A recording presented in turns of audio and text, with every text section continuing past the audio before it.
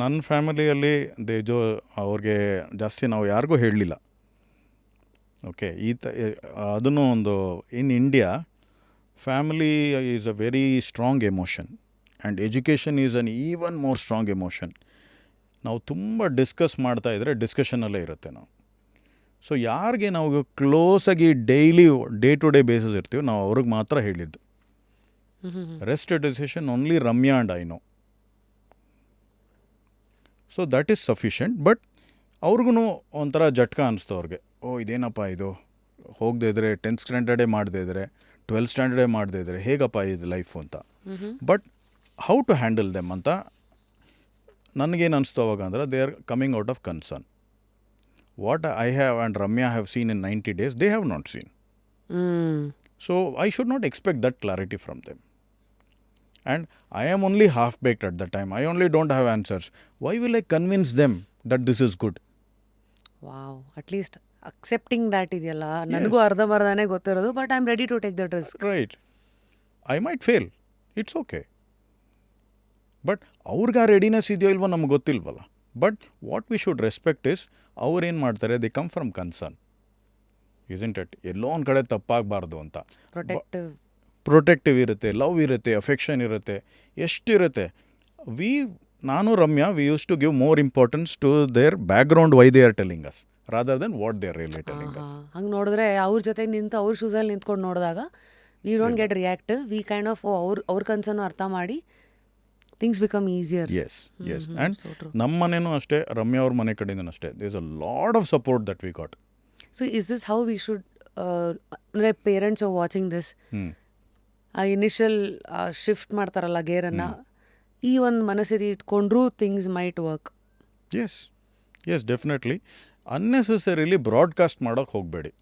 I am pulling my kids out of school, okay ಇದು ಮಾಡ್ತಾ ಇದ್ದೀನಿ, ಲೈಫ್ ಲಾಂಗ್ ನಾನು ಇದು ಮಾಡಿಸಲ್ಲ, ಐ ಆಮ್ ಅಗೇನ್ಸ್ಟ್ ಎಜುಕೇಷನ್, ಅದೆಲ್ಲ ಸ್ಟ್ರಾಂಗ್ ಸ್ಟ್ಯಾಂಡ್ಸ್ ತೊಗೊಳ್ಳೇಬೇಕಾಗಿಲ್ಲ. Take that first step. That 100% clarity ಇರಬೇಕು. Why am I removing the kid out of school? That clarity 100% should be there. ನಾನು ಓದ್ತಾ ಇದ್ದೆ ಕೆಲವುದು, ಲಾಟ್ ಆಫ್ ದೆಮ್ ಥಿಂಕ್ ಈ ರಟ್ ಹೊಡೆಯೋದು ಅಥವಾ ಈ ಕಾಂಪಿಟೇಟಿವ್ ರ್ಯಾಟ್ ರೇಸಲ್ಲಿ ಮಕ್ಕಳನ್ನ ತಳ್ಳೋದು, ಇದರಿಂದ ಕೆಲವು ಪೇರೆಂಟ್ಸು ಬೇಸತ್ತು ಆಚೆಗೆ ತೊಗೊಂಡು ಬರ್ತಾರೆ ಮಕ್ಕಳನ್ನ, ಅನ್ಸ್ಕೂಲಿಂಗ್ ಬರ್ತಾರೆ ಅಂತ. ನೀವು ನೋಡ್ದಂಗೆ ವಾಟ್ ಆರ್ ದ ಜನರಲ್ ಕಾರಣಗಳು, ಯಾಕೆ ಪೇರೆಂಟ್ಸ್ಗಳು ಮಕ್ಕಳನ್ನ ಸ್ಕೂಲಿಂದ ಆಚೆಗೆ ತೆಗಿತಾರೆ ಟು ಪ್ರಿಫರ್ ಹೋಮ್ ಸ್ಕೂಲಿಂಗ್ ಅಥವಾ ರೋಡ್ ಸ್ಕೂಲಿಂಗ್? ಮೆನಿ ರೀಸನ್ಸ್ ಇದೆ actually. But to summarise it, what I would say is, it should not be a parental reason why we are pulling kids out of school. Then what should it be? It should be the reason from the child. If the child is struggling in a school, that is when the first question even arrives, should I homeschool? If the child is thriving in a school, why even bother? Because something great is working for your child, isn't it? When we say child-centric, child-led learning and all those things, who is saying that mugging is wrong? If we take our Vedic way of learning, first few years ಬರೀ ಗಟ್ಟೊಡಿಯೋದೆ, ಎಲ್ಲ ಮಂತ್ರಗಳು ಬಾಯಲ್ಲಿ ಬರಬೇಕು, ಏನು meaning ಅನ್ನೋದು ಗೊತ್ತೇ ಇಲ್ಲ ಮಗುಗೆ. ಹಾಗಾದ್ರೆ ಅದು ತಪ್ಪ? ಹಾಗಾದ್ರೆ ಮೆಟ್ಲುಗಳನ್ನ ಹತ್ತೆ ಮೇಲಕ್ಕೆ ಹೋಗಬೇಕು. ಅದರಲ್ಲೂ ಏನೋ ಇದೆ. ಈಗ in this particular context, in this 21st century AI ಅದೆಲ್ಲ ಬಂದಾಗ, I as an individual might feel that is wrong. But what gives me this power to say that it is universally wrong for everyone else? For me it is wrong, I can tell. Okay, I suffered, I can tell. But my kid will 100% suffer, how can I tell? So subjective adu. Subjective. If the kid wants to mug and come forward, what is the problem in that? So adun case to case togoli antiri. Ashte, take it easy, right?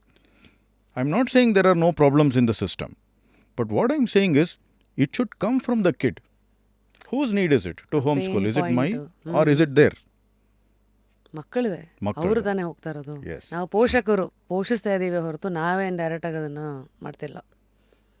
Interesting. So yes, ಒಂದು is ಅಲ್ಲಿಂದ ಬರುತ್ತೆ. ಆಮೇಲೆ so ಇನ್ನೊಂದು ಏನು ಅಂದರೆ, some kids will be extremely fast or extremely slow. A normal education system let me look at humans first as kids. Okay, about I think if you look at the statistics, some 20 to 30% of the kids will be slow learners. It's actually very wrong to call them slow learners, but for the lack of words ಹೇಳ್ತಾ in slow learners ಅಂದರೆ they don't come with the pace of the education system. Let's put it like that. There's nothing wrong with them. ಸರಿ. ಇನ್ನೊಂದು ನೀವು ಒಂದು 50 to 60% ತಗೊಂಡ್ರೆ ನೀವು, they are the ones for whom education system is designed for. And ಇನ್ನೊಂದು top ತೊಗೊಂಡ್ರೆ ನೀವು ಒಂದು 20-30% ಆ ಕಡೆ ಮೇಲೆ ತೊಗೊಂಡ್ರೆ ಅವರು they can go faster then the school. ಓಹೋ. ಓಕೆ, ಸೊ ಈ ಮಿಡಲ್ ಅವ್ರಿಗೆ ತೊಂದರೆನೇ ಆಗಲ್ಲ. They will be nicely coasting along with the school. ಸರಿ. ಬಟ್ ಈ ಸ್ಲೋ ಲರ್ನರ್ಸ್ಗೆ ಬ್ರ್ಯಾಂಡಿಂಗ್ ಆಗುತ್ತೆ. You are not keeping up, homework ಮುಗಿಸಿಲ್ಲ, ಅದು ಇದು ಎಲ್ಲ ಬರುತ್ತೆ. PTM ಅಲ್ಲಿ ಚೆನ್ನಾಗಿ ಬೈತಾರೆ.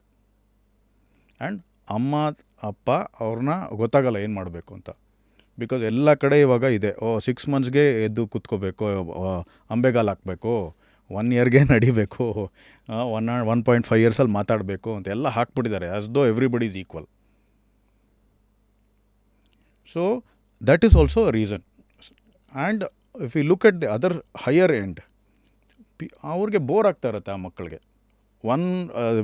The bottom 20%, 30% are not able to keep up with the pace, and the top ones are beyond the pace. So ಅವ್ರಿಗೆ ಬೋರ್ ಆಗುತ್ತೆ ಕೂತ್ಕೊಂಡೆ, I already know this, why is it taking 45 minutes to tell this, why is this teacher taking 45 minutes, I can do it in 10 minutes.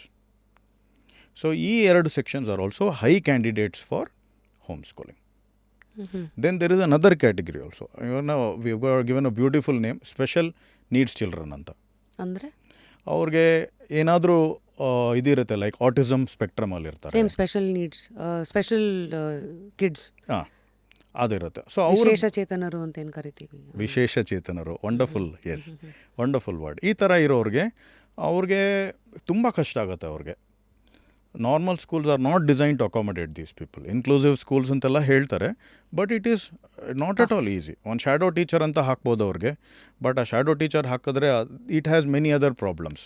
Shadow teacher ಅಂದರೆ? Shadow teacher ಅಂದರೆ when a special needs child goes to regular school, one person will be with that child. ಸೆಪರೇಟಾಗಿ ಅವ್ರಿಗೆ ಅರ್ಥ ಮಾಡ್ತಾರೆ, ಆ ಕ್ಲಾಸಲ್ಲೇ ಕೂತ್ಕೊಂಡಿರ್ತಾರೆ ಅವರು. ಆ main teacher ಜೊತೆಗೆ ಇವರು ಶ್ಯಾಡೋ ಥರ ಇವ್ರನ್ನ ಫೀಡ್ ಮಾಡ್ತಾ ಇರ್ತಾರೆ. Not necessarily in teaching. Okay, maybe hyperactive ಇರ್ಬೋದು ಈ kid. So when suddenly the kid wants to run around in the school, okay, so they will take care of it. Got it. Okay, ಆ ಥರ whatever be the situation they will manage it. The information and education will happen from the main teacher. ಸರಿ ಸರಿ. So ಈ ಥರನೂ shadow teacher ಅಂತ ಇರ್ತಾರೆ. But that also doesn't work, because bullying ಶುರು ಆಗುತ್ತೆ, right? Because we are all taught to look in a certain way. Society ಎಲ್ಲ decide ಮಾಡಿಬಿಟ್ಟಿದೆ ಅಲ್ವಾ, ಈ ಥರನೇ ಇರಬೇಕು ನೀವು, this is normal, this is abnormal ಅಲ್ವಾ? So anything out of the normal you do, you will be bullied. Scapegoat ಅಥವಾ target. S. So ಅವ್ರಿಗೂ ಇದು ಹೆಲ್ಪ್ ಆಗುತ್ತೆ. Yeah, mainly I think these are the categories who look for homeschool.